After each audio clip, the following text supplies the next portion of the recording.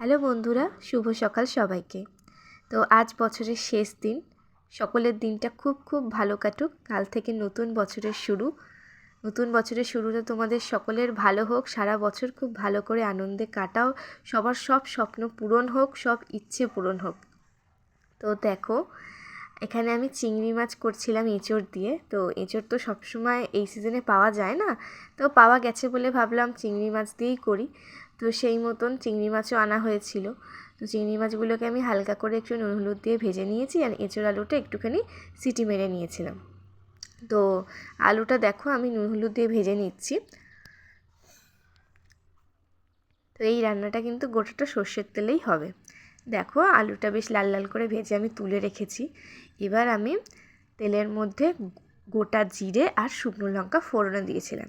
এই সময় তোমরা কিন্তু ফোড়নে তেজপাতা, গোটা গরম মশলাও দিতে পারো। তো আমি আর দিইনি, অন্য সময় দিই কিন্তু কালকে আর দিইনি। তো এবার আমি পেঁয়াজ কুচি দিলাম, পেঁয়াজ কুচিটাকে একটু লাল লাল করে ভেজে নেব। তারপরে আমি এখানে আদা রসুন আর টমেটো পেস্ট দিয়ে দিলাম। তো এটা দেওয়ার পর ভালো করে আবারও কষাতে হবে।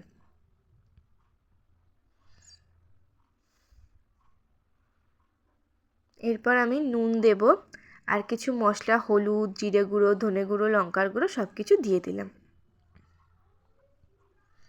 এই সময় কিন্তু তোমরা একটুখানি চিনিও দিতে পারো, তাতেও টেস্টটা খুব ভালো আসবে, কিন্তু আমি কালকে নামানোর সময়তেই চিনিটা দিয়েছিলাম।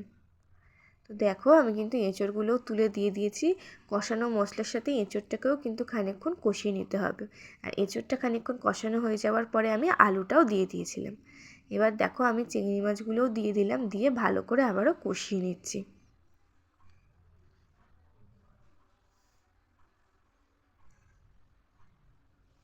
এবার দেখো আমি পরিমাণ মতন জল দিয়েছিলাম।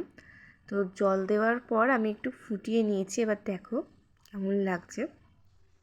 তো আমার কিন্তু এখানে আলুটা যেহেতু আগে থেকে সিদ্ধই ছিল, তো বেশিক্ষণ আমার ফোটাতে লাগেনি। আর যতটুকু ঝোল খাবে সেই বুঝে তোমরা জল দেবে। এবার দেখো প্রায় হয়েই গেছে আমার। তো এবার আমি একটুখানি চিনি দিয়ে দিলাম, যাতে একটু টেস্টটা ব্যালেন্স হয়। এবার একটু ঘি দিলাম। এবার দিচ্ছি শাহি গরম মশলা। তো এঁচোড়ের তরকারিতে একটুখানি ঘি গরম মশলা দিলে টেস্টটা আরও বেড়ে যায়। আর যেহেতু চিংড়ি মাছ দিয়ে করছে, নিরামিষ তরকারি তো একটুখানি মিষ্টি একটু ঘি গরম মশলা দিলে টেস্টটা খুব ভালো আসে। তো দেখো যাতে ঘিয়ের গন্ধটা ছড়িয়ে যায় আর গরম মশলাটা ভালো করে হয়ে যায়, ওই জন্য আমি আবারও একটু ঢাকা দিয়ে 2 মিনিট মতন ফুটিয়ে নিয়েছিলাম। দেখো আমি এবার গ্যাস বন্ধ করে দিয়েছি। খুব একটা তেল মশলা দিইনি, কিন্তু তাতেও কিন্তু তরকারিটা খুব সুন্দর খেতে হয়েছিল।